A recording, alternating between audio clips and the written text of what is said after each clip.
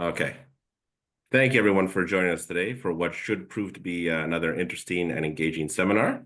My name is Alex Caramento, and I am the project manager for African Extractivism and the Green Transition Research Partnership, or AEGT for short. I am also a longstanding PhD student in the Department of Politics at York University. The Critical Minerals Seminar Series is hosted by the AEGT Research Partnership, led by Professor Richard Saunders of the Department of Politics at York University, and is funded through a 6-year SSHRC partnership grant. Today's seminar will be our third seminar in the series. Our goal or aim is for every month during the Canadian academic calendar, we'll be hosting a critical minerals seminar. So please stay tuned for future events and follow us on social media and/or subscribe to our mailing list for more details on future seminars. Richard, who is in Kitwe, Zambia at the moment, sends his regrets that he's unable to participate in today's seminar. Just a very short blurb on the African Extractivism and the Green Transition Partnership. It studies the dynamics of critical minerals extraction, beneficiation, and regulatory innovations in 4 leading Southern African mineral exporters, those being the Democratic Republic of the Congo, or DRC, Tanzania, Zambia, and Zimbabwe.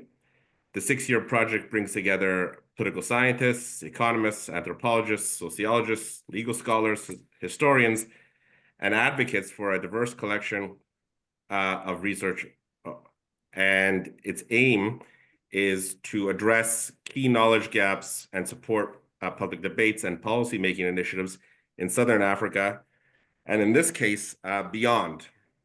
And for anyone looking for information on the project, please visit www.aegt.ca. Before I get to the introductions, I'd like to make a land acknowledgement. I'd like to begin by acknowledging the Indigenous peoples of all the lands that we are on today. While we meet today on a virtual platform, I would like to take a moment to acknowledge the importance of the lands which we call home, which we each call home. We do this to reaffirm our commitment and responsibility in improving relationships between nations and to improving our understanding of local Indigenous peoples and their cultures. From coast to coast to coast, we acknowledge the ancestral and unceded territory of all the Inuit, Métis, and First Nations people that call this land home. Please join me in a moment of reflection to acknowledge the harms and mistakes of the past and to consider how we are and can each, in our own way, try to move forward in the spirit of reconciliation.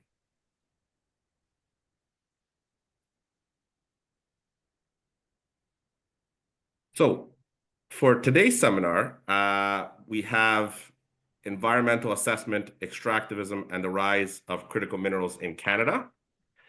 Joining us today is Emilie Cameron, Associate Professor in the Department of Geography and Environmental Studies at Carleton University, and Rosemary Collard, Associate Professor in the Department of Geography at Simon Fraser University. Unfortunately, Professor Jessica Dempsey is unable to join us today. She sends her regrets. Serving as today's seminar discussant, is our very own Gabrielle Slowey, Associate Professor in the Department of Politics at York University. The format of today's seminar is as follows. Emilie and Rosemary will present their research for the next 45 to 50 minutes. Gabrielle would then offer her comments in the preceding 10 to 15 minutes. This will then provide us with about 30 to 40 minutes for questions from the audience. I'd kindly request that everyone hold on to their questions until that time. And without further ado, I now cede the floor to Emilie and Rosemary. Thank you, Alex. And thanks for the invitation. We're really happy to be here. And yeah, Jess sends her regrets. She really wanted to be with us and a family matter arose. So the 3 of us are human geographers who study the politics of resource extraction in Canada broadly. Rosemary and Jessica have tended to focus their work more on Western Canada, especially in BC, but also have done some work on federal processes. And I've done more of my work in Nunavut. But together we've begun to study mining in the Yukon. So we've been working in several jurisdictions. And in our talk today, I think we're going to present core findings from a series of studies we've done, looking at environmental assessment processes and mining in these different regions. and then think through what all of these findings and a broader literature and broader sort of political movements, what that means for the current moment. So particularly in relation to the global push for critical minerals and Canada's own strategy around that, but also a little bit in relation to the changing trade relationship between Canada and the US. So I'm going to hand it over to Rosemary to start us off. All right, thanks, Emily. So just a little bit of context before we start getting into more of the empirical material and findings of our work. Obviously, we are in a moment of mineral extraction getting some renewed gusto as it flies under the banner of green critical mineral mining that is viewed as necessary for a clean energy transition. And so we have this global consensus about the need, well, relatively global consensus about the need to transition towards low carbon energy systems. And that's giving rise to a demand for and a branding of some minerals as critical, minerals like copper, zinc, nickel, and lithium that are used in electricity transmission, batteries, renewable energy technology like solar panels and wind turbines, all very familiar to people as part of this series, I'm sure. Governments in Canada are extremely enthusiastic about critical minerals, maybe even more so in this moment of trade uncertainty. So we're seeing a lot of media on CBC and other platforms, lots of campaigning at the provincial scale. Certainly in BC in the recent provincial election, there was a lot of discussion of the need to support and push critical mineral mining. And I think in the imminent federal election, we'll probably hear a lot more about that. So just a little bit more background on the Canadian case. In 2022, the federal government released its critical minerals strategy. Provinces and territories are in the process of following suit.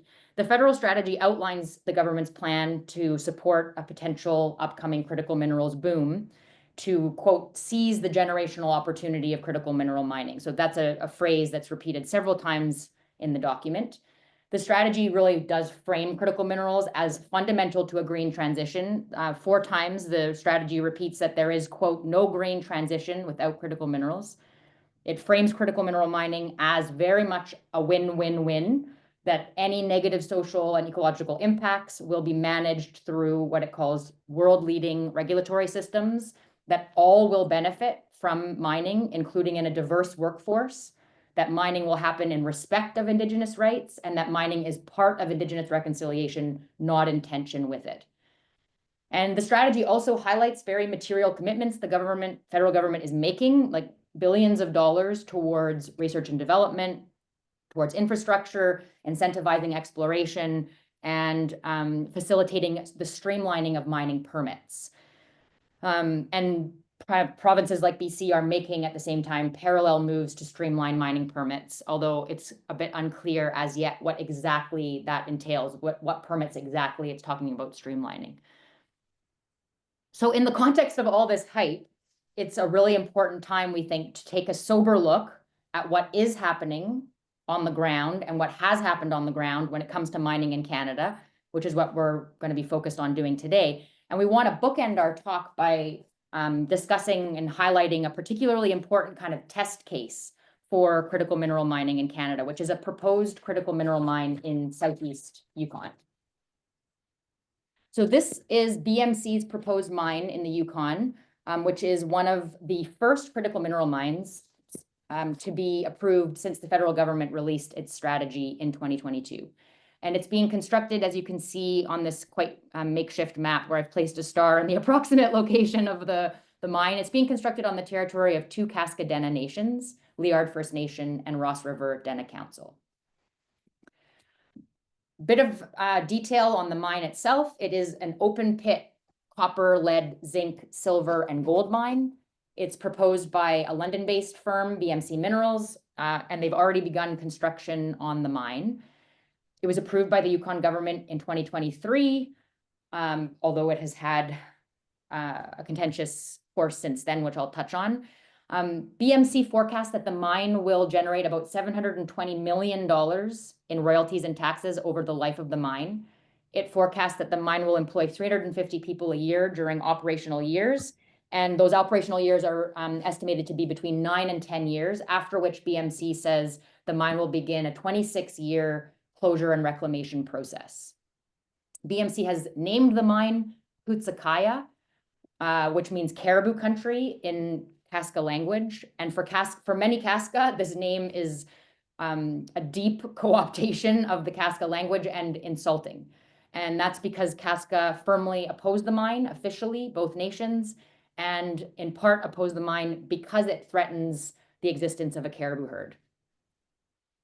So the caribou who live where the mine is being built are now called the Finlayson herd. They're northern mountain woodland caribou. And Kaska elders talk about how caribou were once so abundant here that when caribou were close, quote, the whole ground would shake. But today, these caribou, who are core to many aspects of Kaska way of life, are rarely seen, and their population is so diminished that they're listed with Canada's Species at Risk Act. The mine is actually proposed to be built right in the middle of the Finlayson herd's calving grounds, and it will bring significant increases in road traffic and other disturbance. And this has led some scientists, including Yukon government officials in a rare case, to say the mine would likely spell the end of this herd. And so the potentially existential threats of the mine are a big reason Kaska oppose it. If built, the mine will destroy a sacred place Kaska regard as their breadbasket, essential to both human and caribou well-being. As Kaska say, quote, this mine is being built on our homeland, where trails, hunting routes, birthing and grave sites, and traditional knowledge of plants, landscapes, and hunting practices goes back generations. Kaska have a lot of other concerns as well about impacts to Kaska culture, families, and rights, in part because of two particular sets of concerns. One is, as people are probably familiar, the documented evidence of increased violence against Indigenous women when extractive development has occurred in Canada and in the Yukon, and then also some really excellent research that Kaska women have led into the experiences of women working in the mining sector, and which documents how, in particular, Indigenous women face concentration in really low-wage sectors of mining and have experienced very high degrees of discrimination and harassment in doing that work, leading many of them to quit working in the sector. There is also really good reason to be skeptical about BMC's big economic forecasts about public revenue and employment and their pledge to clean up the mine. So just a bit of background on sort of grim track record of mining in the Yukon. In the past 17 years, only 2 major mines of the 6 that operate in the Yukon have paid any royalties at all. The Yukon government has collected $35 million in royalties over that 17-year period, which amounts to about 0.1% of the government's budget annually. The $35 million also disappears very quickly once you consider that Yukon taxpayers have foot the bill for a lot of cleanup of abandoned mines, including many abandoned mines in Kaska territory, which is home to several failed toxic mines. So just a couple of examples, Kaska Dena Hess is a former lead and zinc mine that's quite relatively close to BMC's proposed mine. It operated for only 14 months in the 90s, and then it sat completely unremediated until 2013. And now cleanup is ongoing, but it's a very expensive and difficult process. And then even maybe more prominently, there's a beleaguered mine called Wolverine, lead, zinc, and copper mine, which is halfway between Watson Lake and Ross River, also very close to the proposed BMC mine. Wolverine started operating in 2012. It closed by 2015 due to plummeting stock prices. And then by 2019, the owner declared bankruptcy. And so the site sits abandoned. And the Yukon government has already spent, according to CBC reporting, $42 million just to keep the mine from leaching contaminated water into the surrounding area. So the Yukon government has already spent more money, just to really hammer the point home, more money on remediating one mine than it has collected in royalties in the last 17 years. So stemming from all of these concerns, as I mentioned, both Kaska nations, Liard and Ross River, are opposed BMC mine, and they accuse the Yukon government of rushing the regulatory review of the mine, so namely its environmental assessment, and they say that they were not adequately consulted in this process. And so this led Kaska to successfully challenge the mine's approval in court, alleging that the federal duty to consult had not been fulfilled. And that was found to be the case. The judge ordered the government and BMC to engage in more robust consultation, What followed was a 2-day meeting that BMC held with Kaska people, during which elders reiterated their opposition to the project. And shortly after, in April 2024, the Yukon and federal governments again approved the mine, finding in this time that consultation was sufficient. Kaska have continued to appeal the legal decisions, and they lost one appeal in September and recently won another. So it's an ongoing situation. But as I said, BMC have already started construction. So it's looking like a train that's already very much in motion. Evidently, the track record of mining in the Yukon, including the new BMC mine, so far at least, really flies in the face of the federal government's claims about win-win-win Indigenous-aligned mining, and raise a lot of questions about its claims of world-leading environmental regulation, especially environmental assessment. And so the question becomes, for some of us, is the Yukon or BMC an aberration, or is it consistent with the track record in other parts of Canada and other jurisdictions?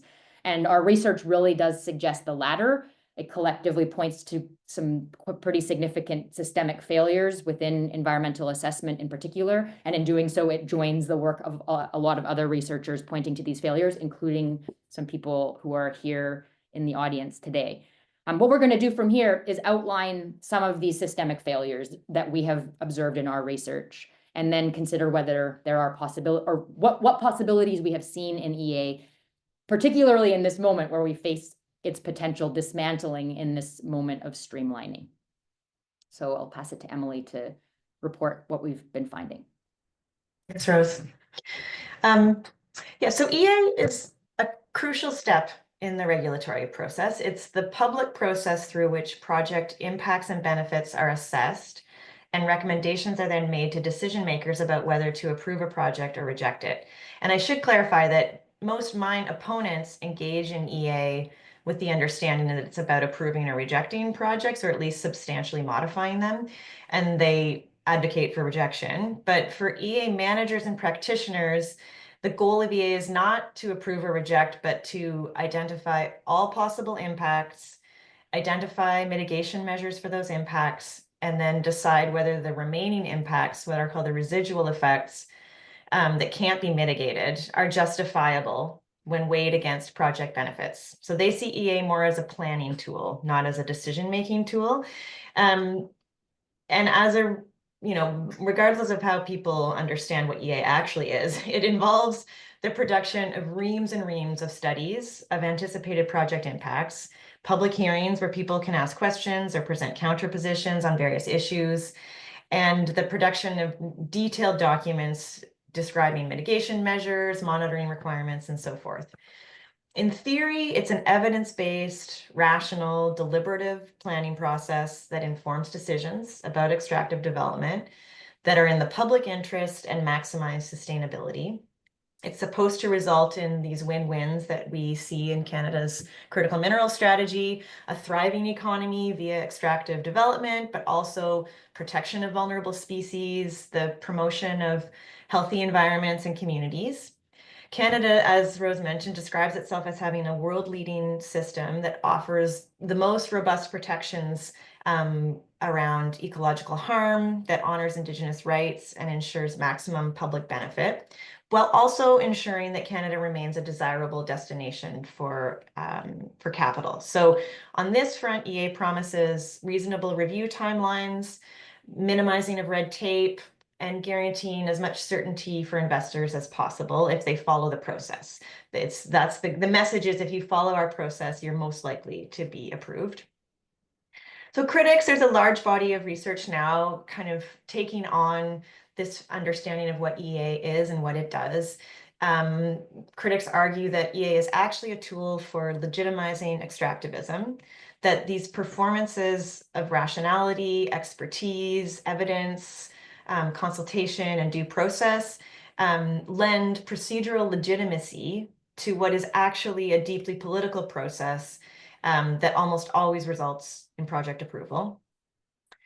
The point of EA, they argue, is not to actually assess the anticipated impacts of a proposed mine in any kind of fulsome way, or to make decisions that are in the interests of ecological or social or even economic well-being.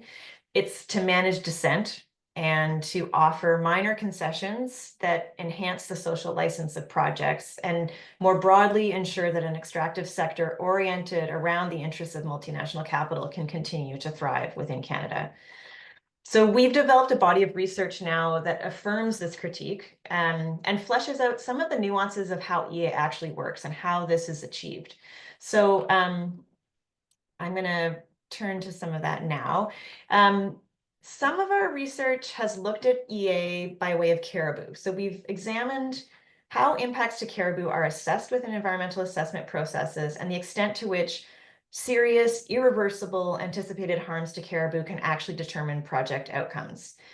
We argue that caribou can be approached as a kind of an indicator species within the study of EA because like our idea being that if any species could shape the outcome of EA, especially in the north, it would be caribou. They're charismatic national symbols. They're deeply valued culturally and economically by Indigenous peoples, but they're also protected legally in a variety of ways. So Indigenous rights to harvest caribou are affirmed in the Constitution and in many treaties. The most vulnerable herds are protected by species at risk legislation. So it should make it difficult or even impossible in some cases to approve mines in critical caribou habitat, but it doesn't. We've reviewed every major project that has gone through EA in BC, in Nunavut, and in the federal environmental assessment system since the mid to late 1990s, depending on the jurisdiction, to try to assess at the aggregate level how many projects with potential impacts to caribou get approved versus rejected, and on what basis. And the key takeaway from this research is that almost everything gets approved, even when there are significant harms predicted to caribou and the herd in question is listed within the Species at Risk Act. Since publishing this work, we've updated our research to look at projects since 2017 in BC and federally, and since 2019 in Nunavut, and there have actually been proportionately more rejections since then, including 3 that were officially based on concern about caribou. And we can speak more to that in questions. But as you can see in the table on your screen, 71 of 73 projects across these jurisdictions with anticipated impacts to caribou were approved, and no projects were rejected explicitly because of concerns about caribou. So how does this actually work? Some of our research has looked at the mechanics of EA to try to figure out what are the pathways to secure approval for a project, even when these known impacts to caribou are acknowledged within the process. And there's 3 kind of pathways that I'm going to touch on. The first is various techniques for converting known impacts in deeming them insignificant within EA. And this is accomplished through a range of strategies. The most important one and a crucial mechanism within EA is mitigation measures. Using mitigation measures, proponents can acknowledge that their project does have the potential to seriously impact caribou, but they then promise to implement a series of measures. Like typically there's a sort of a laundry list of mitigations that appear in every project. It'll be things like speed limits on roads connected to the mine and on work sites, no guns on work sites, sometimes pausing construction during calving season, fencing in tailings ponds, and so forth. The idea within EA is that the impact of the mine on caribou is kind of canceled out by those measures. And the problem is that there's a mismatch between the harm and the mitigation measures themselves. So if the harm is habitat loss or increased predation by wolves that happens with linear infrastructure, then slowing the speed limits on roads is not like an adequate or appropriate mitigation measure to address that harm.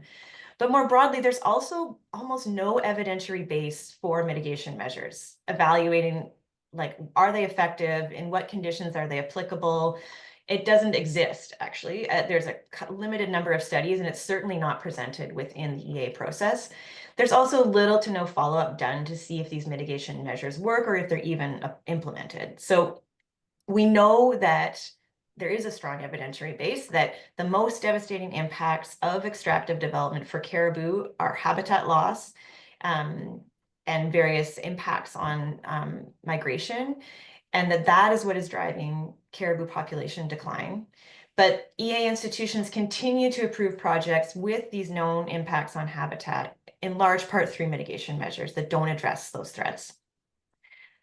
Another way of rendering impacts insignificant is through distortions of temporal scale. So that can include establishing a baseline for the sort of the population levels and their well-being in a very recent, already disturbed landscape, where either caribou are no longer present in the region or their populations are already significantly impacted, which allows proponents to claim that caribou either aren't using the area or recovery is already impossible, and so therefore there's no significant impact from their mine.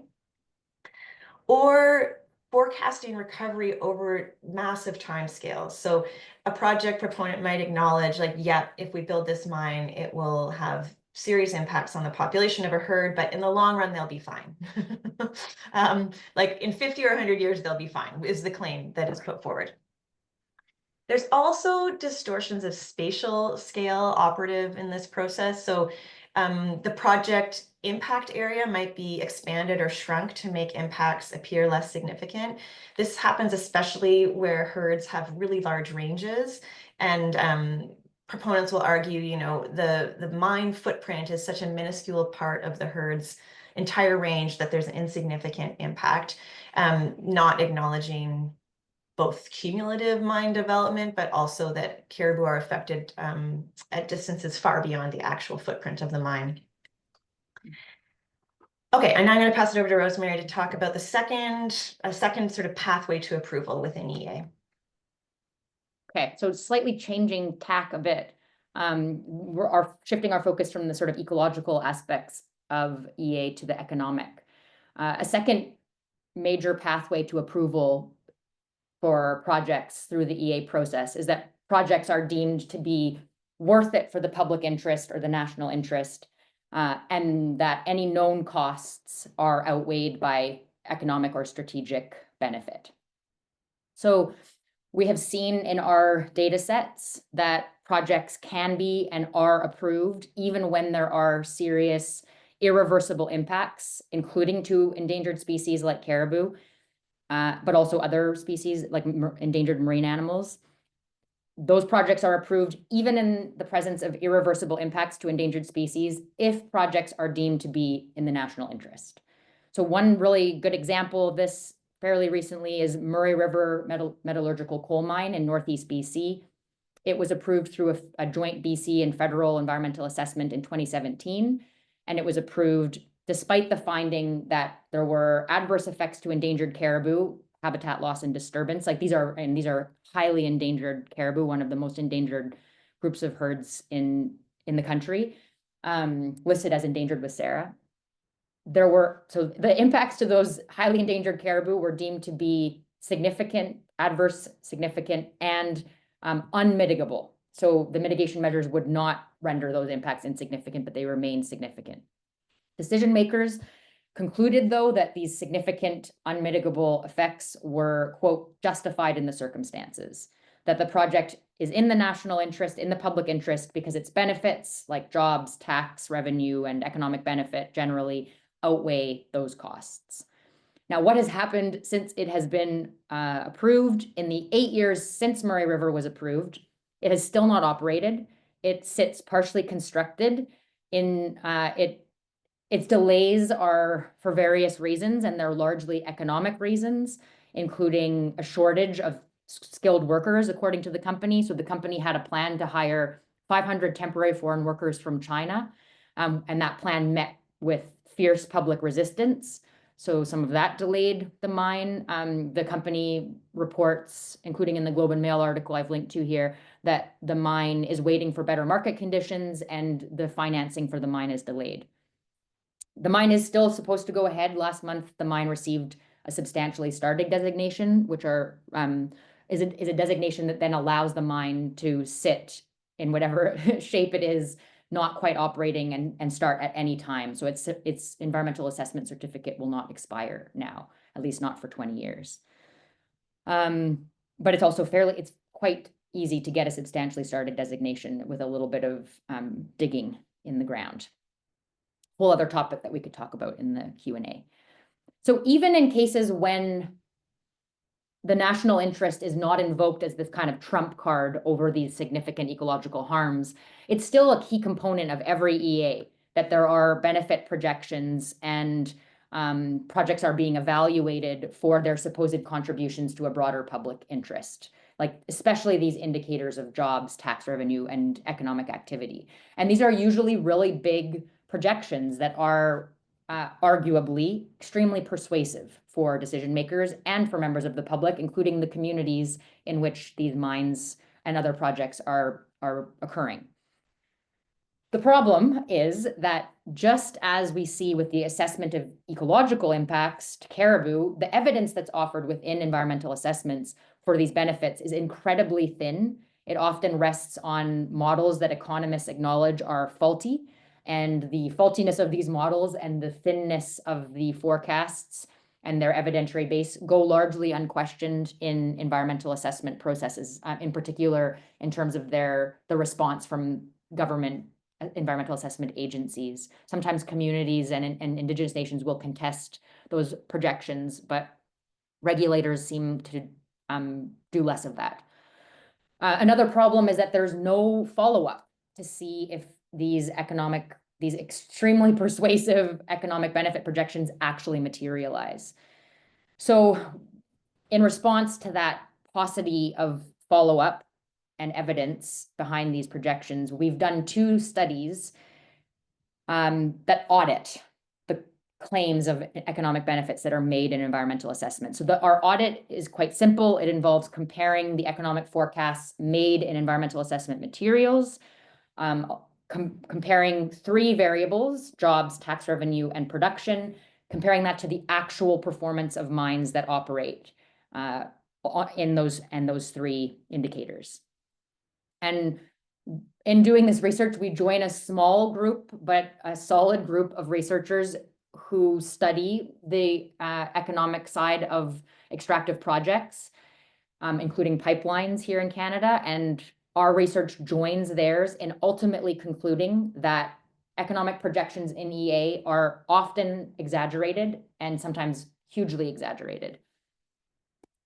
So I'll give you an example of the research that we've done. So we conducted an economic benefit audit of all BC mines approved since 1995 and projected to open by 2022.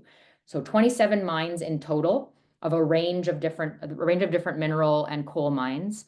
Of these 27 mines, a sort of take home of our findings, one of the headline messages, and one of the maybe most surprising for me, was that only 14 of those 27 mines have actually entered operation. So what that means is that almost half of the mines that have been approved over that time period sit fully approved in a non-operational state in BC. And some of those are critical mineral mines. And so one of the things that we did in this study was we searched for publicly stated reasons for mines non-operation, or if they operated for reasons for their delay. And we found that it's largely economic reasons. Like when it's possible to determine the source of delay, it's largely economic reasons, in particular, unfavorable commodity prices or, and relatedly, inadequate investment, delayed financing for these projects. On the economic side, our audit was definitely limited by a lack of data, and there's a lot more to say here about what the situation in terms of public reporting of mines' economic performance. So we had access to all the mines' projections, but the data limitation come on the side of actual economic performance of these mines. But with the data we had, we were able to dig up some data. We found that if you include the non-operational mines in BC, production levels in this data set of 27 mines were 23% of what was forecasted. Actual employment was 12% of what was forecasted, and corporate tax was 0% of what was forecasted.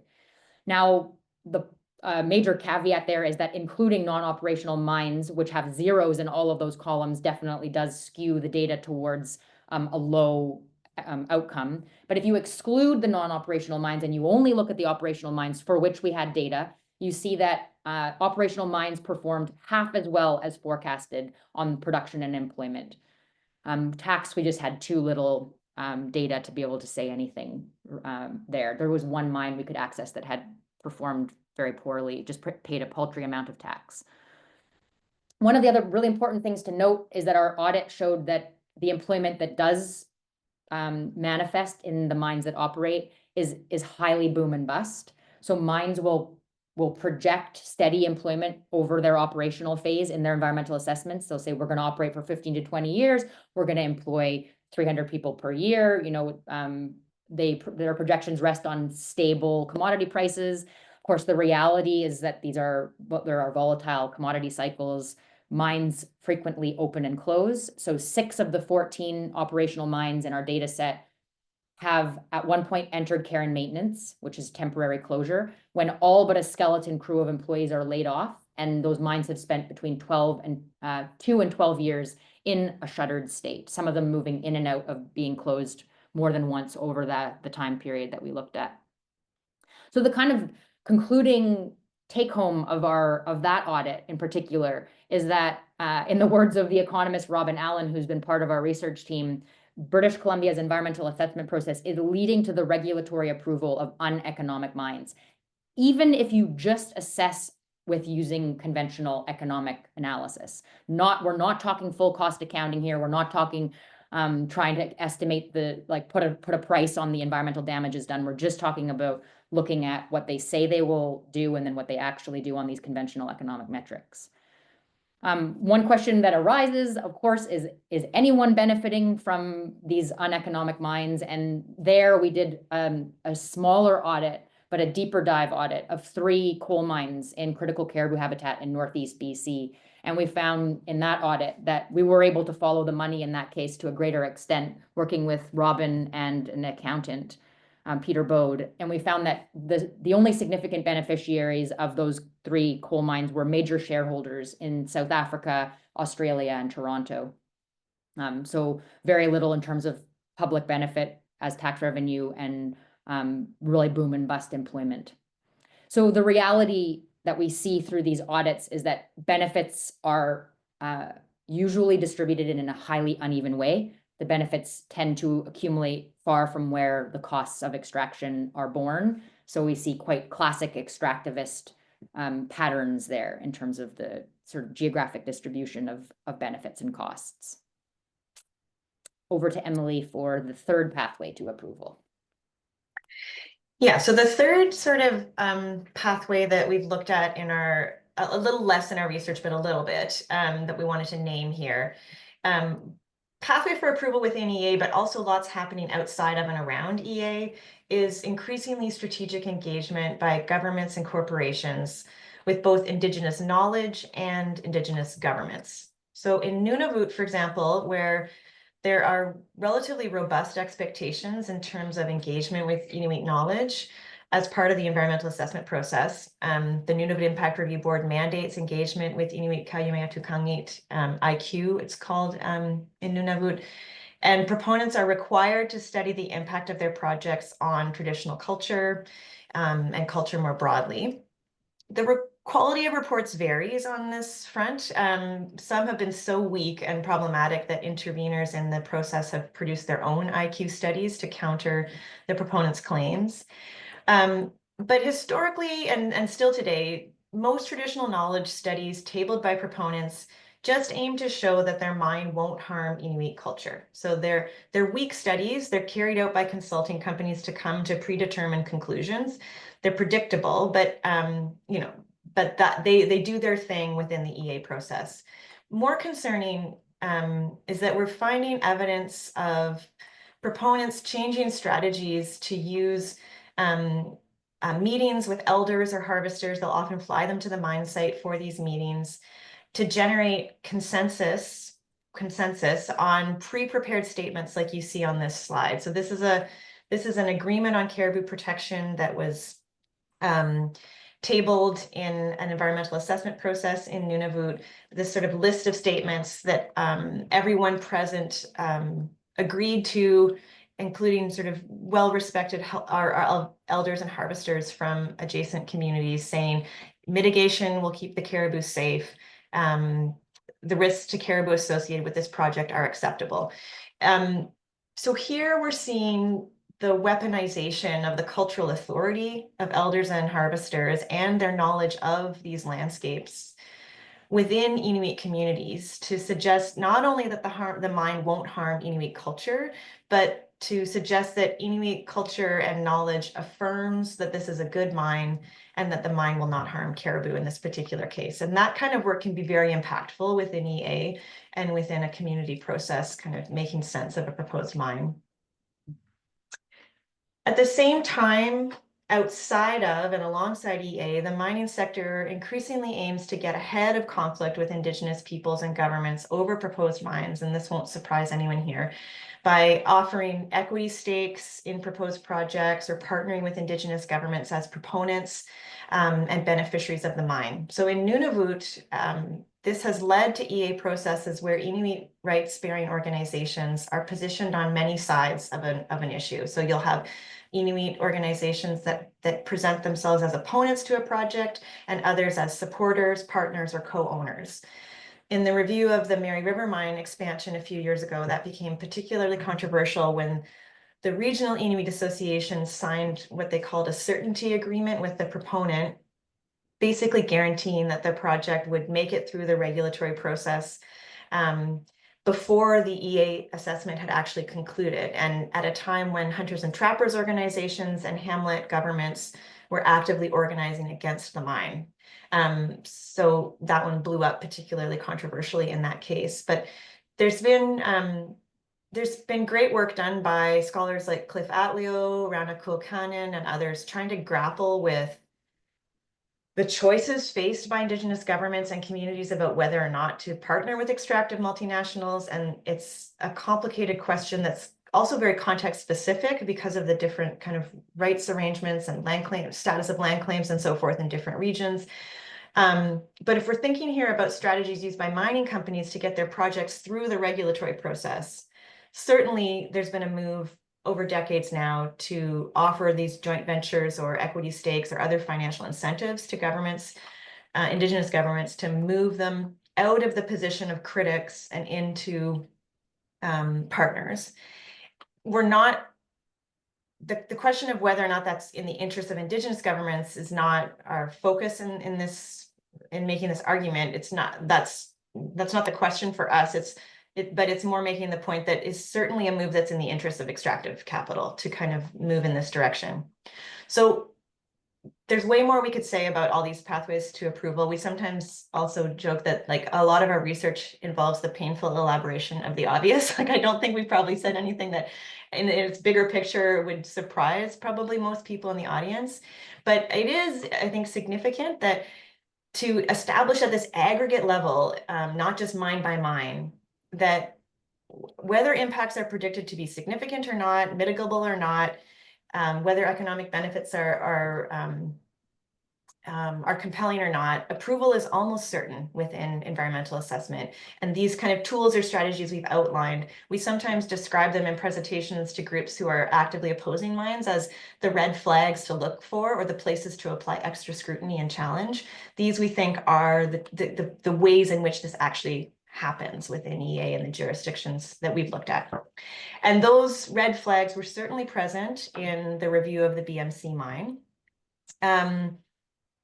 Everything we've happened so far happened in the EA process associated with this mine. And here I just want to acknowledge some excellent research being done by Fiona Doyle, a master's student working with us at Carleton. So in this case, serious irreversible impacts to caribou were identified, but the impacts were considered mitigable by way of things like speed limits and pausing construction and so forth. There were distortions around how the proponent characterized caribou habitat and movements that were, so these sort of spatial distortions that were contested by Kaska interveners. Overall, shoddy research underpinned the EA process, including a proponent-funded caribou population survey that found the Finlayson caribou herd to be in remarkable health despite decades of evidence of decline. So there's a lot of questions that were raised around the accuracy of that survey. The forecast economic benefits are considerable. Rosemary mentioned those earlier in the presentation, and we have every reason to believe that those will not materialize in the way that they've been described. What we did not see in this case is joint venture or other alignments between the mining company and Kaska governments. The Kaska are not entertaining those kinds of offers for a variety of reasons that we can say more about in questions. And so they participated in this EA process as clear opponents and united opponents to the project, aligned across governments and organizations on that position. They expressed their opposition to the mine not as stakeholders, but as rights holders, and through invocations of their own jurisdiction and authority over their territory. They tabled, for example, their own preconditions for even considering this mine, a list of preconditions that were developed by elders that included the demand that the Wolverine mine be completely remediated before any new mines would be considered. Yukon's EA and broader regulatory system does not recognize the Kaska as having decision-making authority over their lands. For those who are familiar with the Yukon, the Kaska are one of a handful of First Nations that did not sign the umbrella final agreement and go on to settle comprehensive land claims. Other First Nations in Yukon are decision authorities over their traditional territories, or parts of them anyways. So we can also say more about that.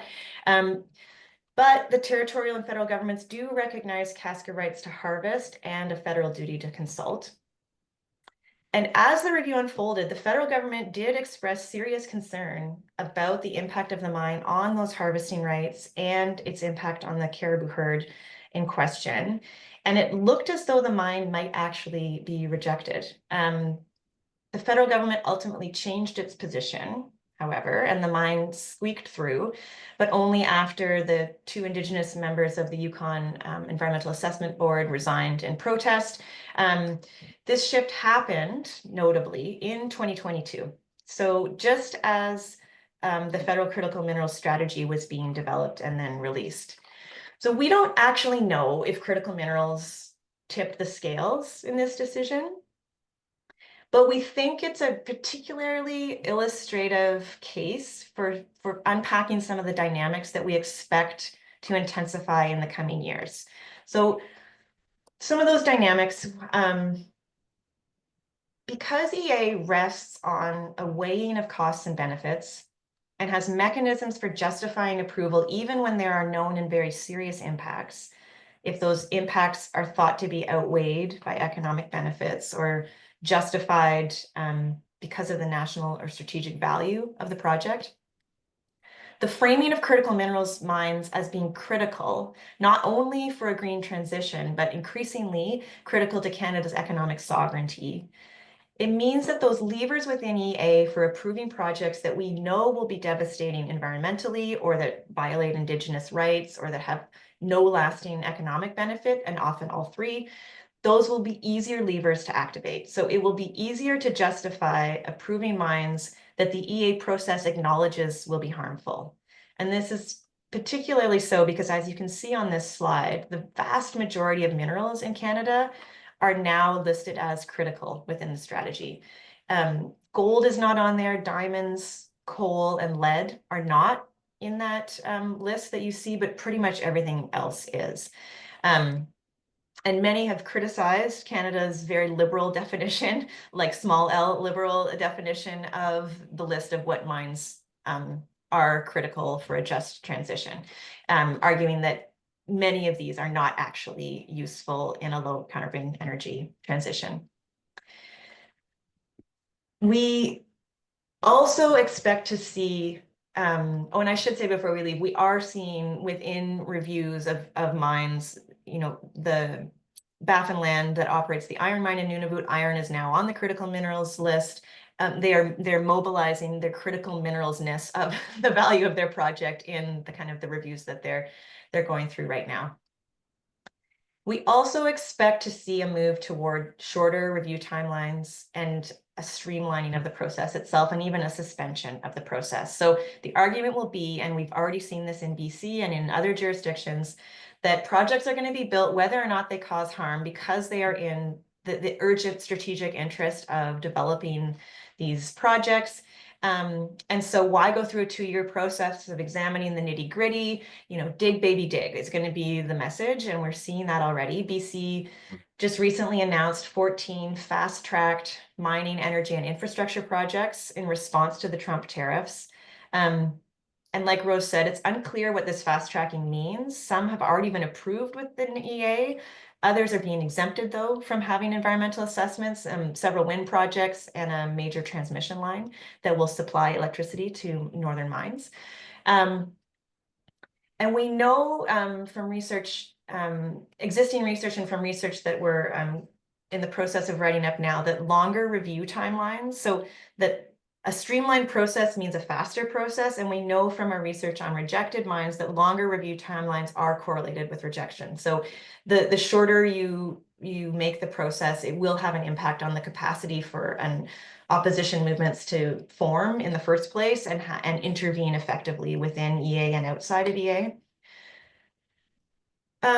So we anticipate more of that, but more profoundly, we think where EA processes do continue to unfold, the alignment of critical minerals with national and strategic interests, we think, will result in a more explicit abandonment of the notion that extractive development ought to balance economic, environmental, and sociocultural goals, that it ought to be carried out sustainably, and that it must, respect Indigenous rights and jurisdiction. The impossible win-win-win that we saw in Trudeau's critical minerals strategy, this claim that critical minerals mining will not only be good economically or strategically, but also environmentally, and it will respect Indigenous rights, we'd expect some of that facade to fall away. And a lot of the research we've done that we've just presented to you has aimed to show that this is a kind of a facade, that it's not true that our current EA system balances environmental and economic impacts. It's not true that Indigenous rights are honored. But as we start to see a more explicit retreat from the whole pretense that EA ought to do those things, I think there's going to be broader impacts on the social contract and on public obligations that frame the creation of EA in Canada. And that's a significant shift that we're kind of thinking through right now.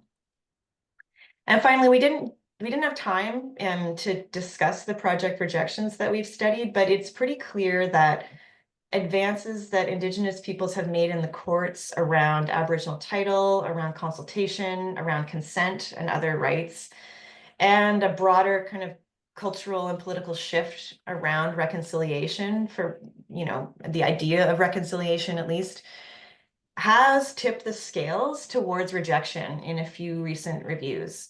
In all cases, Indigenous groups were strongly opposed and were invoking rights and jurisdiction as part of their mobilization. And we expect that those gains in the courts will continue. The momentum is in that direction. That just 2 weeks ago or 3 weeks ago, maybe now, there was a big win around the UN Declaration on the Rights of Indigenous People, and specifically free, prior, and informed consent, FPIC, in the federal court. For the first time, the Kabawek First Nation was able to successfully argue that they didn't just need to be consulted on this project, but they had a right to free, prior, and informed consent, and that was upheld by the federal court. So from what I understand, that's the first time that FPIC has been proved in court. So in a time of accelerated, streamlined EA processes, critical minerals projects might get approved or simply authorized through fast-tracked or suspended regulatory processes. But we would expect to see legal challenges to those approvals, which, if anything, will threaten the stability and certainty that mining companies and the federal government seek through this critical minerals push. So that's another piece that we'd love to chat about with you guys. So yeah, in sum, much is in play and shifting as we speak with Canada's response to the Trump tariffs and broader threats from the US around economic protectionism and annexation. We would argue, I think, in sum, that the critical minerals strategy and moment more broadly is going to exacerbate contradictions and tensions that are already present within Canada's assessment and regulatory system. It will weaken a system that is already compromised, but was starting to show vulnerability to the mobilization of Indigenous peoples through the courts, but also within the regulatory process itself. So I think maybe we'll end it there, and look forward to Gabrielle's reflections and to discussion with all of you. Well, thank you. That is such an amazing presentation. I really enjoyed reading all the articles you sent me that formed the presentation, and the amount of data that that MA student was able to collect was just astounding. I was so impressed with the due diligence with the coal mining and just the amount of research you did into the different mines that have been open and closed, and the idea of like looking at their tax revenue versus promise of jobs. And I think one of the keys that you seem to hit on is the sort of performative part of the AA process, where companies can sort of promise the sky of all these jobs and very small impacts, especially that whole argument about, well, our mine's so small and the herd travels so wide. I'm like, that's not how it works in the north, very clearly. And you know, as someone who I'm actually here with Kathleen Souza from Ross River, she's here at this meeting as well. So we were just talking about Kutzikea as well. And I have some thoughts, because I mean, it in a way, and I mean, this is sort of our academic penchant, is to sort of signal a world of doom and gloom. And, you know, I guess work as someone who works a little more in community, you know, there is a sense that there, you know, there's definitely a steamroller coming. Like in Ontario, you know, Doug Ford has been so brass as to say, I will get on that, you know, dump truck or that steamroller myself if I have to. And to the point that I called my last chapter rolling over Indigenous rights based on that metaphor. And we see that in Ontario. I mean, he had the audacity to create, I'm just trying to look at the title here, the Ministry of like Red Tape or something, you know, to basically promote Ontario business, you know, cutting red tape, building Ontario, enhancing Ontario's pathways to efficiency and connection. So we definitely hear this rhetoric and lingo in Ontario about making, you know, streamlining regulations, especially for industry. And we all know he's really hot for the Ring of Fire, and at the expense of Indigenous rights. So there's definitely, as you say, a national sort of trend across jurisdictions, which is interesting because we also have, as you point out, in certain jurisdictions like the Yukon, modern treaties which provide them, you know, with a lot of rights. But today, you know, Kathleen and them were talking about Ross River never signed on to the UFA. So why is YESAB, the Yukon, you know, Environmental Assessment Board, assessing stuff in their territory when they're not signatories to the UFA? So there's a whole other level of layers of rights that aren't being addressed across the country. And then back in Ontario, we're dealing with historic treaties, and the Ontario government's a signatory. So that alone makes it very complicated for different organizations. And I was just at PDAC and at a meeting with the Ontario chiefs, who are also calling out concern over the MNO in Ontario, and the government of Ontario is saying to mining companies, you've got to sign on with them. And now there's a new tension in Ontario between treaty holders and the MNO. So this is just, you know, it's in a way, I saw a comment about divide and conquer, and it is keeping First Nations busy, while mining companies are sort of just, as you say, setting up shop and waiting it out in many cases. And I mean, I just saw my student Warren Bernauer, he's here, he was not my student anymore, the CRC, and he was, you know, talking about how they're calling in for Baffinland for a new environmental assessment because the approval for the railroad was given in 2012, and now Baffinland's trying to use that assessment as a justification to do it. And they're like, wait a second, that's over a decade old, we need a new one. So not to be too positive, but I do want to point out that I was lucky enough to get some contact. Chief Wesley from Cat Lake reached out to me recently because I don't know if you're aware, but they're engaged with a gold project, Spring Pole, who wants to go in and take all the water out of their river, their lake, and get gold. And they've created the first, in Ontario at least, Anishinaabe-led impact assessment process. And I'm lucky enough to be friends with them and the people running it, and it's really fascinating. Now it's parallel, right? It's not in lieu of, which is ideal, what we want to see in the future, right? Where Indigenous-led assessments are the gold standard, and you know, we all listen to that. But the fact that this is happening to me signals that is no, you know, Indigenous communities are saying enough's enough. We're going to do our own impact assessment, and that fact that, I mean, don't get me wrong, they're in conflict a bit with the mining company, but at least there's a respect that, okay, we're going to listen and watch, and we'll see how this plays out. I think this is a really interesting experiment that's happening.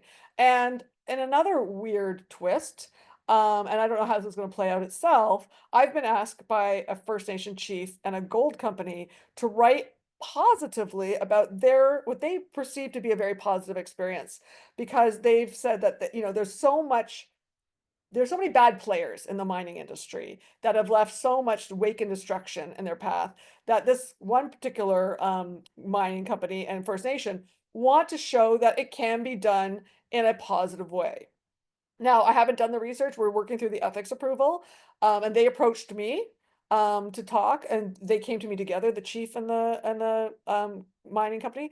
So I think that there's a sense that you can't keep doing things the way they were doing. Now, to be fair, as you're saying, the rhetoric, especially like as you said in your article so eloquently, is always national interest and jobs, right? Economics, and especially with this buzzword of economic reconciliation, you know, and TRC call to action 92, which is asking corporate Canada to sort of show how it's promoting Indigenous parity and engagement and economics. I think that's, you know, just the word on the street, or my buzz in community, is that we're seeing more communities saying to mining companies, how are you implementing TRC 92? How are you going to uphold this?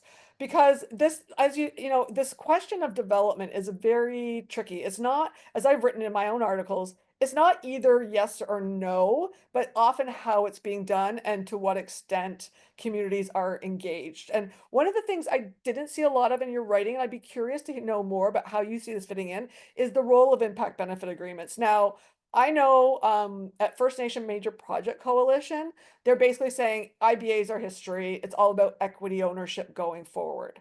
But we still see, again, the community I'm working with right now, they want to talk about this IBA because they're saying not only was this a gold standard, but it's the first time that, going to your point, it's not like they did the environmental assessment and then everyone walked away and we don't know. They've actually come back to do evaluations. Are we being able to meet these targets? Are we achieving everything we set out? And the company is the one who initiated it because they want to ensure that this partnership is working on both sides. And that already to me is a bit mind blowing, because when was the last time any partnership actually sat down and reevaluated its efficacy for the community?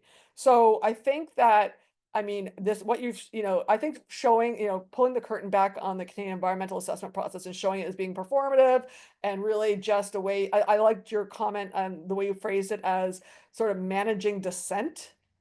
I've been in, Fort McMurray in rooms with chiefs in the region who were very vocally opposed to an expansion project, and then the head of like Shell or Total took them out in the hallway, and the next thing they come back in and everybody's in agreement, right? So there's a lot of behind doors stuff that gets done outside of these forums as well.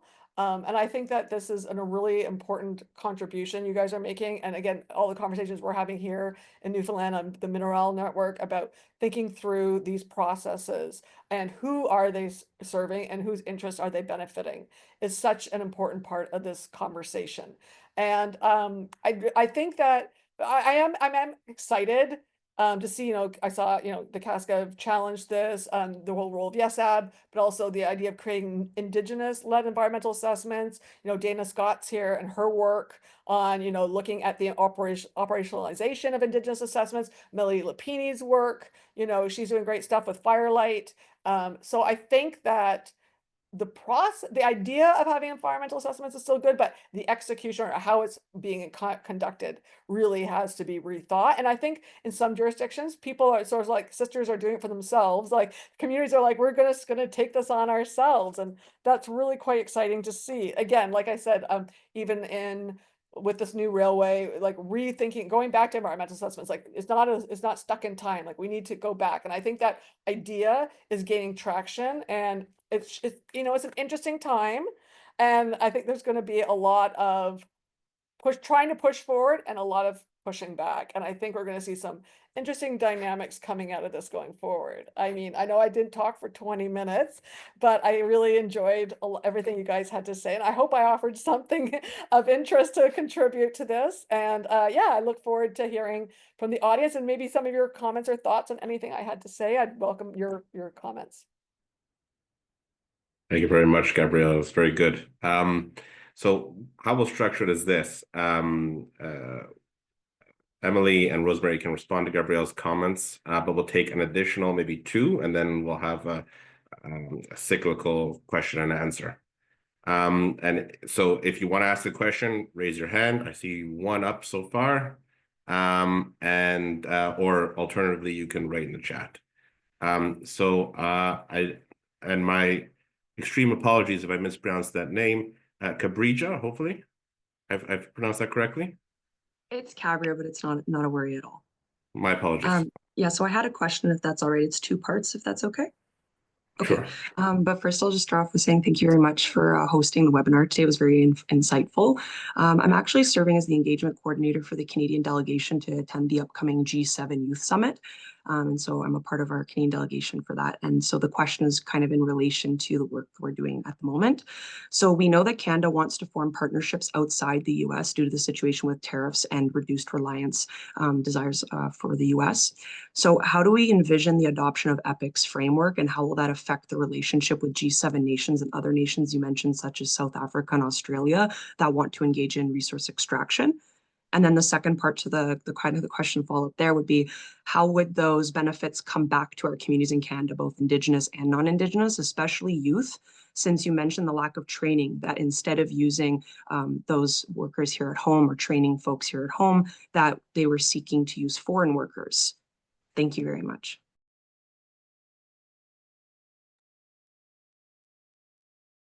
Do we have any further questions? I might. There's lots there that we could start with. Okay. While people are kind of formulating their thoughts. Sounds good. Thank you, Gabrielle, and thank you, Cabria, too, for your question. There's so much there. Maybe I'll take on some pieces, Rose, if you want to take on some others. I mean, I think maybe one larger point that we have only sort of started to go in this direction in our research, but it's one direction that we want to go, is just around establishing a kind of the empirical evidence to counter the idea that the way we do extraction in Canada is in the public interest, and and that it's, you know, that it's in the interest of all these interests that it's supposed to be in the interest of, that it is extractivist. And so it's to counter the idea that the best way to manage our resources is to, you know, have the lowest royalty rates possible, low tax rates, all sorts of kind of tax havens for mining companies, multinationals, to extract and take most of that benefit back to shareholders. And the question we don't think should be like, how do you get a little bit more of that benefit financially to Indigenous communities or other adjacent communities, but like that mining in this mode is the problem. And there are examples of other places that have managed their extraction differently with much more redistribution. I was in a meeting the other day with Kawisak Ititik, he's from Nunavut, and he was saying, you know, in relation to the Mary River mine, Inuit knew about that iron ore deposit when they signed the land claim, and there had been a vision that they would mine it themselves. Like, it's not that hard to mine. Like, you don't, iron ore, you just dig it out and truck it and then ship it. And so, like, the idea being they didn't need really advanced technical expertise to develop that mine. And what if they had developed it, you know, as a nationalized deposit with planning to operate for 100 years so that multiple generations of people could work in that mine, and they could make decisions around production and design of the mine that weren't driven by the rise and fall of commodity prices and the bottom line of shareholders, but rather by a sort of a larger vision and project. And I think that kind of conversation, you know, there's also been some great work by Kunuk Inutik and others in Nunavut, just trying to envision a different understanding of what an economy should be in Nunavut in particular. So I guess that's one answer to the big like questions underlying your comments, Gabrielle, I think, and yours too, Cabria, I think. Is there anything else I wanted to? Yeah, maybe that's all I'll say for now. Rosemary, did you have something you wanted to add to all those questions? Well, thank you so much, Gabrielle, for your very thoughtful comments. really, and I'm really a lot less familiar with Ontario, other than seeing, you know, headlines like people were mentioning, like things Poilievre has been campaigning on, and Doug Ford and stuff. But it's helpful to know what's about what's going on there. Maybe the one thing I wanted to talk, I think, the question about FPIC in the context of this effort right now of many provincial and territorial governments and the federal government to diversify their markets. That's like, I think the thing in BC, we already have a largely non-US market for our minerals, most minerals and coal. So I think that's partly why you see Premier Eby leaning so hard into critical mineral mining right now. And because most of our lumber, which is our #1 export, goes to the US. And so it's sort of like, all right, we need to pivot to the other kind of extraction and turn on the taps on coal and ore for export to China, Japan, the EU. What I think you have identified, Gabrielle, a fundamental tension between that effort and the simultaneous official adoption of FPIC in BC law through DRIPA, which is now being, like, DRIPA is the official implementation of UNDRIP in BC. It's supposed to now mean that UNDRIP is integrated into all BC laws. The way that so there's this deep tension between those two things that is largely glossed over by government right now. But I think when you look into the nitty-gritty of how it's how that tension is being sought to be resolved by the government, it's in a few, like, there are some emerging agreements between the government and nations about how things like environmental assessment will be done now that FPIC is required. And essentially, when you read the agreements, most of them really only talk about consent, as in getting Indigenous nations to agree to the mine. So it's like, we will work towards consent. And actually right now, officially, how it works in BC is that the BC government has to work towards consent, and if it can't achieve it, it has to just make a statement about why it couldn't achieve it. So this way that consent is being repackaged with totally ignoring that actual consent means the right to say no, right? And where it's just like, no, yeah, of course we need consent. We will work to get consent. We will get it, right? And then of course that's all backed by these very material commitments of governments to provide interest-free loans to nations to become equity partners or equity owners, as Gabrielle mentioned, like that being the kind of new pathway.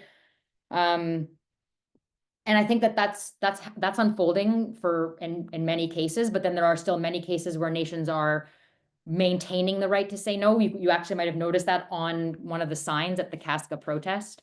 It's one of the main recommendations that came out of the UN report on extractivism that Tendai Yakiume wrote in 2019. The right to say no is a fundamental part of FPIC. So I'm not sure that this doesn't necessarily answer your question, just to say that the tension is there. Governments are trying to resolve it, in my view or observation, by talking about consent, but not about refusal.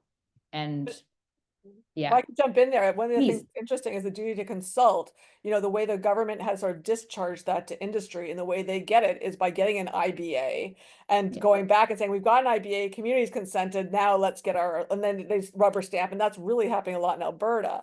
But I think the other part that she raised, and your article did a great job talking about this, is even when all these companies promise in their EAs all these socioeconomic benefits, all these jobs, then turn around and say, well, we can't fill these positions. You even mentioned that in your presentation, that we don't have the trade, so therefore we wanted to bring labor over.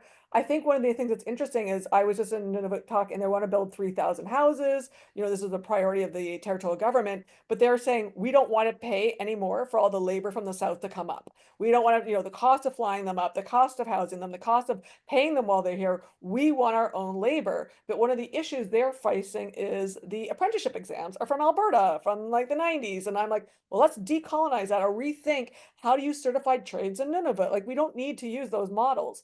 And I think that there's a real push, especially in Ontario, like, why don't we get more Indigenous peoples in the trades? And it kind of goes to that argument, fastest growing demographic, we have a skilled trades shortage in Ontario. So there's a perfect storm coming of trying to get more youth. And I was just listening to CBC, Matt Galloway, the other day on the radio, and there was still this whole, we've got to demystify that universities are the pathway and that, you know, trades are not great opportunities, or they're the, you know, default. And the way thinking through the role of trades in Ontario. And anyway, that's a whole other conversation of how do we mitigate this idea of bringing in other labor and creating benefits, and what does that mean, and so forth. But then I think to your point, I would love to see more research, and hopefully this is what I'm going to do with this other project, is go back and say, okay, you promised us many jobs, so what happened? Yeah. What is that assessment? And I think that's where we got to go next.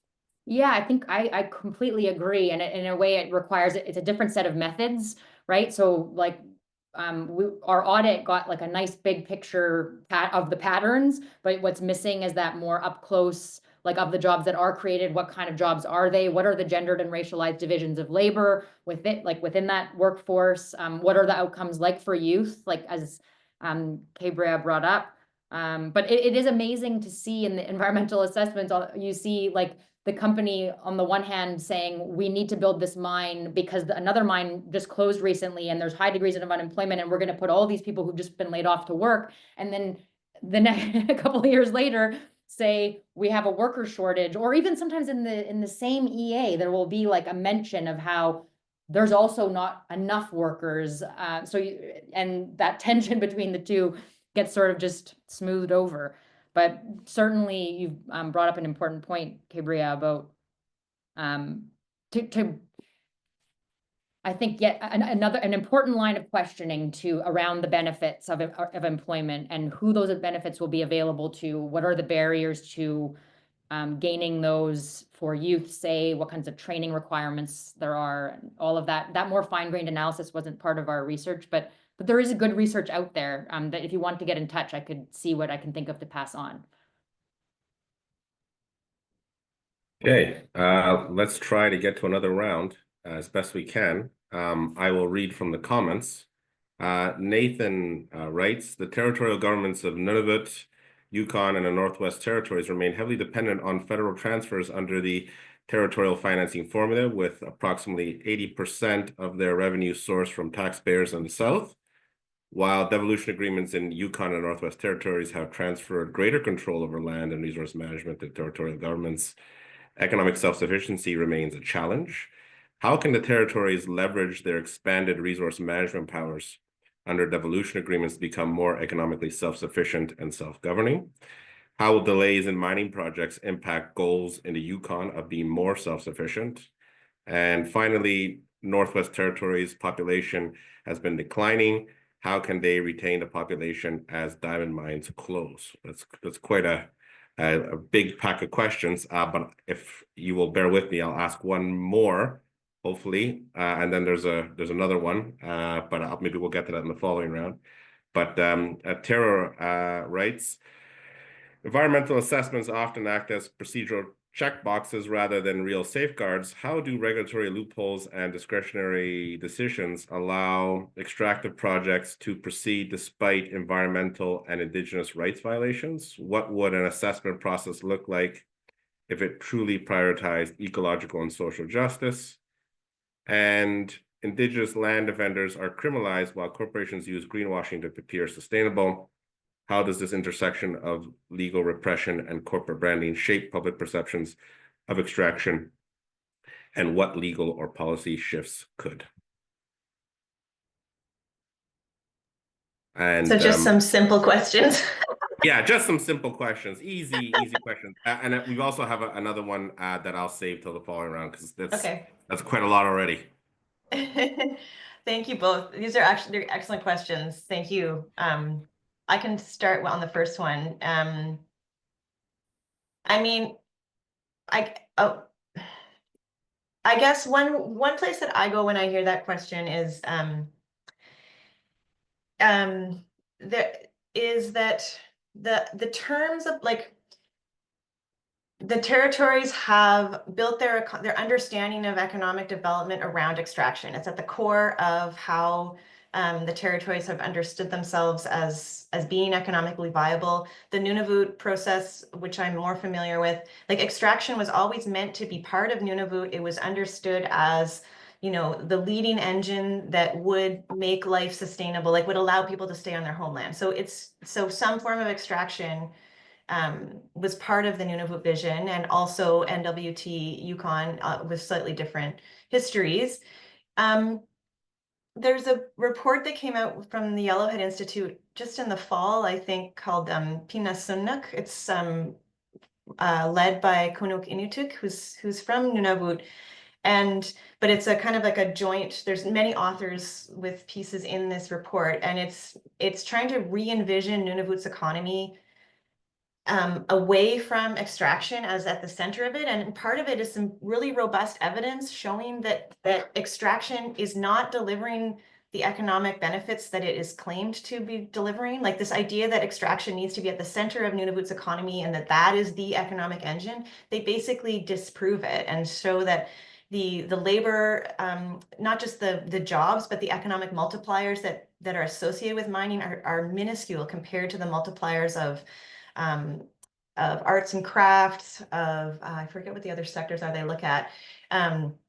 And so, you know, I think in Nunavut, they're seriously considering fisheries as a form of work that would employ more people, that would like align with existing skills. And, you know, so I guess one way of thinking about your question is, can we undo this idea that extraction in the model we've done it is the only way forward for the territories? That's kind of where I would go with that. The other thing that came to mind, we were looking before the presentation, you know, looking at the BC example and how Rose was saying, you know, because lumber is the major export to the US, how BC is pivoting to certain minerals that they have different trading relationships around. The Yukon, 90% of their exports is minerals, and something like 90% of that goes to the US. So the Yukon is very vulnerable to what's happening right now with the US, whereas Nunavut, 99.9% of their exports are in mines. It's gold and it's iron ore, and almost all of it goes to Europe. So like region by region, there's also different vulnerabilities as multilateral trade agreements kind of fall apart, and as, you know, different jurisdictions like shuffle to try to figure out what to do in this moment. Yeah, so that's maybe what I'll say to Nathan's question. And do you want to, I forget the second one. Do you want to take that? I just want to add to that. It's a good question, and I like your answer, Emilie. I would only add that if you look at the Yukon and you look at the history of mining there, that extraction as a path to self-sufficiency is an extremely risky path. That's all that's like would be in terms of like the economics of it.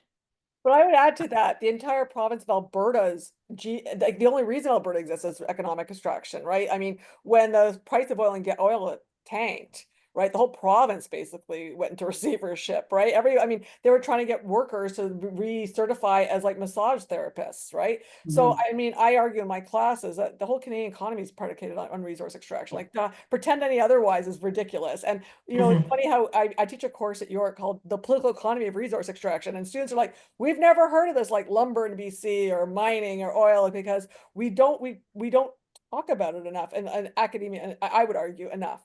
We don't educate the students enough about it in terms of realizing this is what drives this country, which is why these conversations right now we're hearing globally about terror stuff are so unnerving. So I just to your point about Yukon being so dependent, I would argue they're not alone. yeah, that's for sure. Maybe I'll just pick up on Tara's question about regulatory loopholes and like how long do you have here? Because I could probably talk for like an hour about regulatory loopholes that I feel like our research has identified, and others. A few that I would come to mind. I mean, our presentation kind of outlined some of what can be thought of in some ways as regulatory loopholes, that there is not a requirement of evidence of an evidentiary base for mitigation measures for economic forecasts, but other things within the mining life cycle certainly act as loopholes. Care and maintenance. I had a wonderful master's student who looked at the Mining Act in BC and mining remediation in caribou habitat and found that care and maintenance acts as a gigantic sort of get out of reclamation free card, in that mines can enter care and maintenance with the click of a mouse, essentially, right? With a little application, stay in it as long as they want, avoid, at the end of a mine's life, they can enter into care and maintenance forever, essentially. There are mines that have been in care and maintenance in BC for decades. They will say, oh, we might operate again one day, but they sit there largely unremediated. That's a gigantic regulatory loophole. The substantially started designation is itself a huge loophole. It allows mines to, until relatively recently, if a mine received a substantially started designation, it didn't have to start operating but would never lose its environmental assessment certificate. The BC government did finally, in the most recent EA Act, put a 20-year limit on a substantially started designation. But it brings up a point that Gabrielle had made earlier, which is that you can have a project approved in like 2000, in the year 2000, and then now they're like, okay, well, conditions are right, we want to start it now. And you're like, so many things might have changed, right? Climate change is creating novel ecosystems. There might be a bunch of other new mines that have rendered new species vulnerable. Communities' reception of mines might have changed in that 20-year period. I mean, like, there's a million things that you could say. So it allowed, like, the substantially started designation and the care and maintenance designation, they both allow mining companies to kind of like be masters of temporality, to control time, right? Which is what they really want. And that's what they're asking for when they complain about red tape. They want to be the ones who press start and stop whenever they want, when commodity prices and market conditions are favorable. And the regulation does get in the way of that, but it's like something that we've all essentially agreed is necessary. And then the last regulatory loophole that I wanted to highlight, because Alana Westwood and Ben Collison, I think, are both here, or they were here. They've done great research on how easy it is to get post-approval amendments to your project. I'll put in the chat a link to their really excellent research that highlights all of the like really significant amendments that companies make after they've been approved. So the ability to do that, you go through an assessment with one kind of project, and then afterwards you're like, oh, actually, we're going to change this and that. And they're actually quite consequential amendments. So thank you to Alana and Ben for doing that great research. Emilie, I don't know if there's anything you want to pick up on or the second part of Tara's question.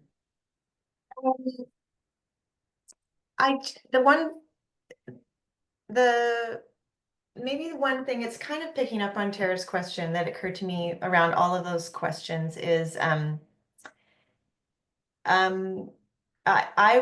the research I've done on Nunavut's system, we were quite critical of its capacity to reject mines, even when there's evidence of harm to caribou. But like I mentioned earlier, there have been some mines that have been rejected more recently, specifically invoking caribou. And actually, Warren Bernauer and I are working on a paper about that right now that Gabrielle mentioned Warren a minute ago. And one of the things that is hopeful, I think, is about those cases is they show that EA working kind of more in the way that it is supposed to in those cases. And there's reasons why, I think many reasons, but one of the things we've been looking at is the value of kind of empirical, not ideologically explicit counter documents or engagement with EA on its own terms, that those actually, if you provide an impact assessment board with the technical arguments that they can use to reject a mine, that is a useful thing within a broader process. It needs to be paired with political mobilization and other sorts of strategies, but it's part of why we've done, like, historically, Jess and Rosemary and I have done more kind of theory, like more explicitly critical work, and we've moved into this very empirical, dry kind of work, in part because it is very useful both within a specific EA to have empirical material that you're mobilizing, but also empirical evidence that counters the things that are supposed to be like the uncontested idea of benefits. Like, it's one thing to document contestation, violations of Indigenous rights, all the ways communities are opposed, essential work. But it's another thing to show also these benefits that we're all supposed to be, they're supposed to justify approval of projects with risks aren't actually materializing. So it changes the conversation, I guess, about them. And so maybe just maybe that's what I'll say. And I can't remember what else was in the intersection of. Yeah, I guess, yeah. So I guess in terms of like changes that could be made, it on the terms of EA saying what's the evidentiary base for blah blah blah is like if environmental assessment actually did what we think it's supposed to do, which is make robust evidence-based decisions, it would work much differently.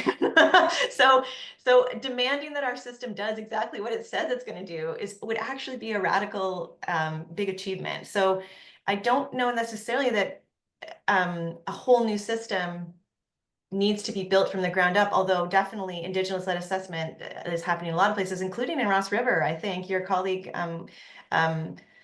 which is like profound on a whole other level, and just in terms of like asserting jurisdiction over how and who will decide and how. But even within existing systems, getting them to do what they're supposed to do would make a big difference, I think. Mm-hmm. And it's like another dry part of that same answer, but that scholars of EA will always emphasize how important follow-up is, but that it's like the Achilles heel of EA.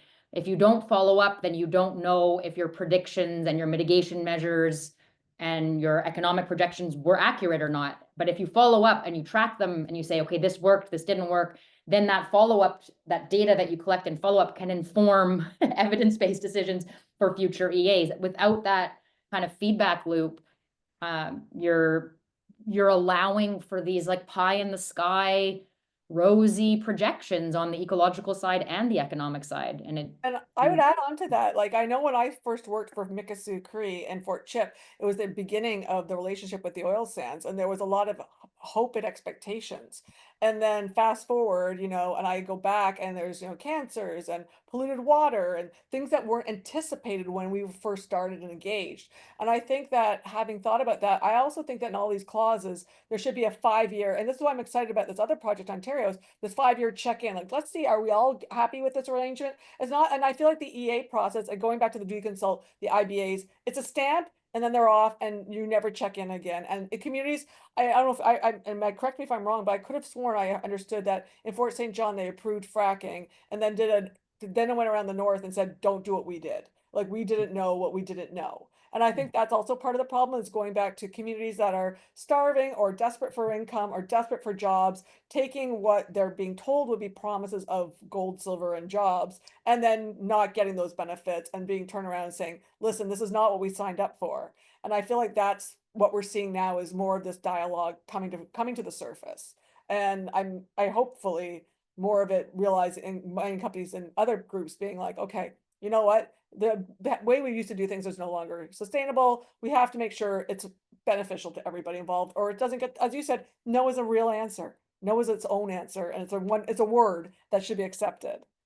So. Okay, well, I think we have time for just one more set of questions. Okay, Ben, you'll be the last question. I'll answer. I'll read out the two in the chat, and then Ben, you can have the last question. Okay, and again, please excuse me for any mispronunciations. Sayokla asks, you mentioned a case where free, prior, and informed consent was upheld in the courts. Have you heard about the critique of FPIC having the word consent as part of the entire ideology is paving the way, like the way you describe environmental assessment process?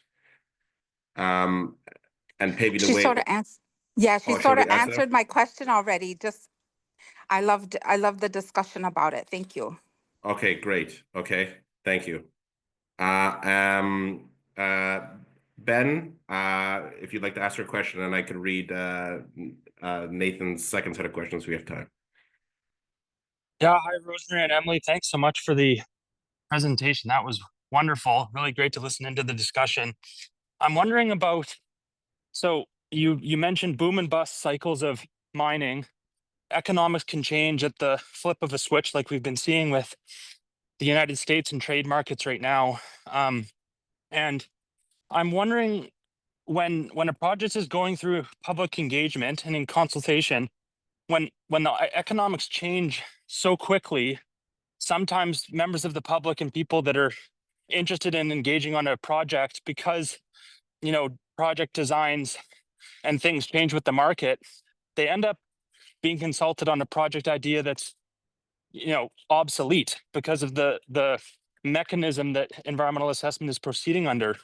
And I'm wondering about this idea that rather than, having economic forecasts baked into the environmental assessment, your 10,000 pages of documents that you have to wade through, adding an extra checkpoint where proponents submit like a pre-EA feasibility study, an economic feasibility study, and rather than having the proponents pay for it, have the regulators pay for it. So rather than hiring a company that tells the regulators and the proponents these rosy pictures of what they want to hear with economic outputs from a mining project, it's independent and it's separated at arm's length.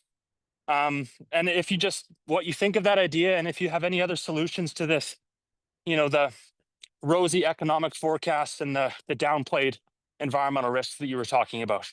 Thank you. Thanks, Ben. Thanks.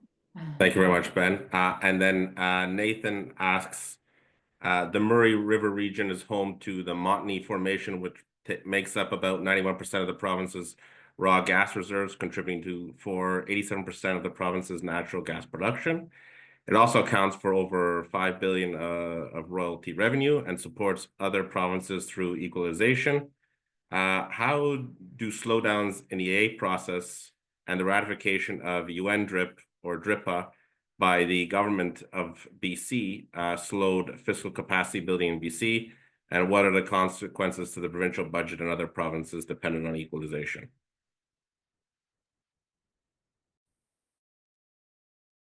I will quickly, Nathan's question, my response would be the Murray River region is also home to one of the most endangered set of caribou herds in the country. It's home to Treaty 8. There are treaty obligations in that part of the province that were agreed to in 1899, where the province is now and has inherited the obligation to not infringe on those rights, which include the right to hunt caribou and other species as a fundamental part of West Moberly First Nations, Saulteaux First Nations, other First Nations economies, legal systems, that is the overriding obligation, and that the performance of coal in particular in that region has been extremely poor.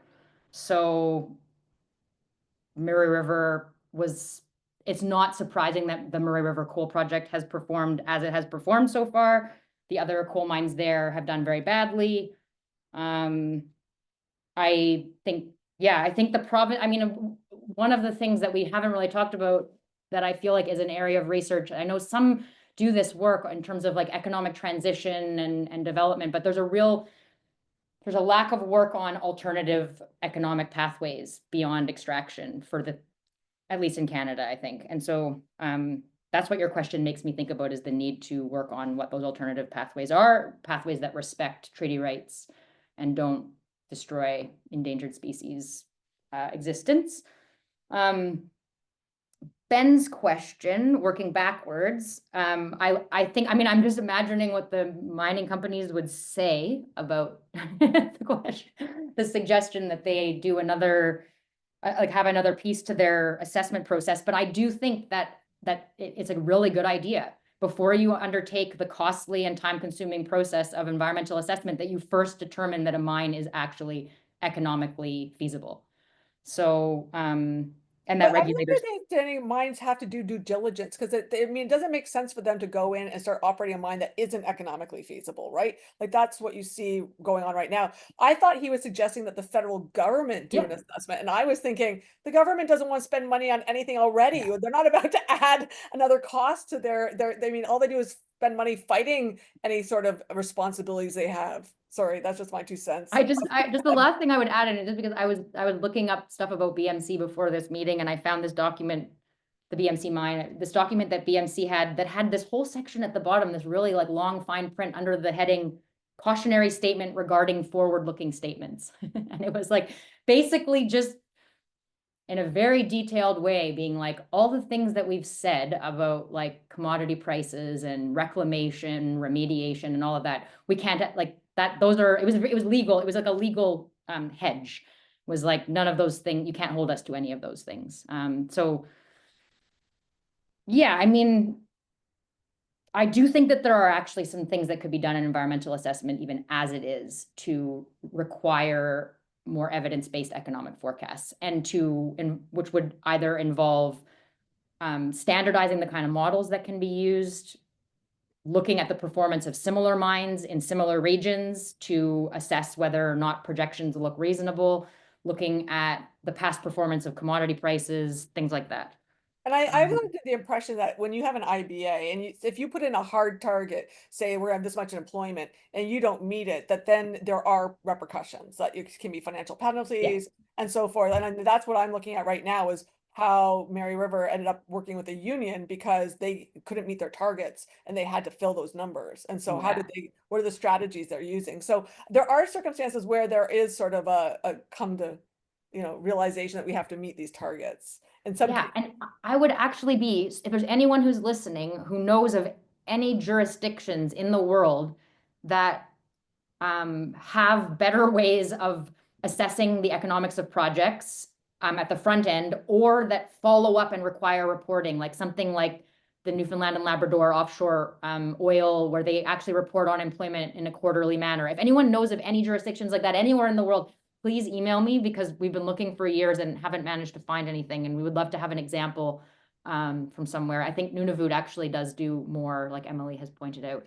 And then, sorry, there was oh, right. I think, Emilie, do you want to add anything to either of those? Did you have more you were going to say? Because you can, no.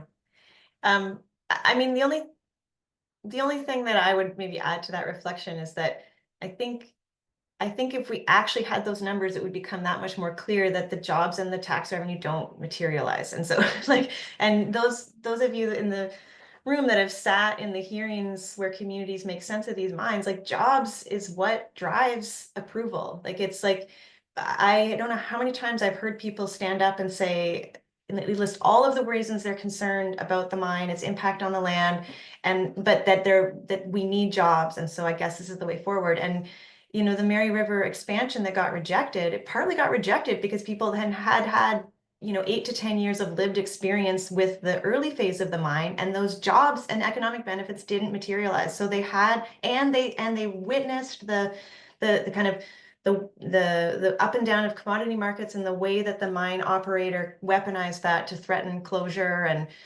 so so I do think this is a key piece, I guess, and the reason we're not seeing good numbers is because the numbers would reveal that these mines are not doing what we think they do on the economic side.